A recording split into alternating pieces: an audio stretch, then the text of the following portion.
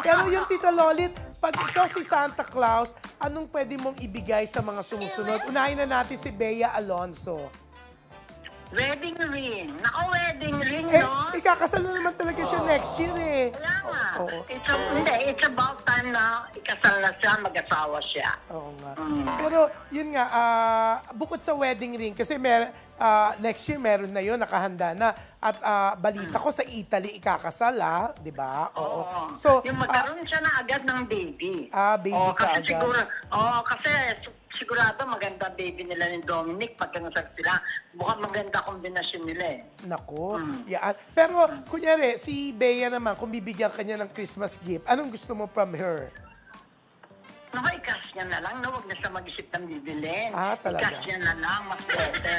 Much better, no? Baka kalain nila, mukha kang pera, oo. Naku, hindi, no? Kahit nasabihin lang mo ang pera, okay lang yun, no? Talaga.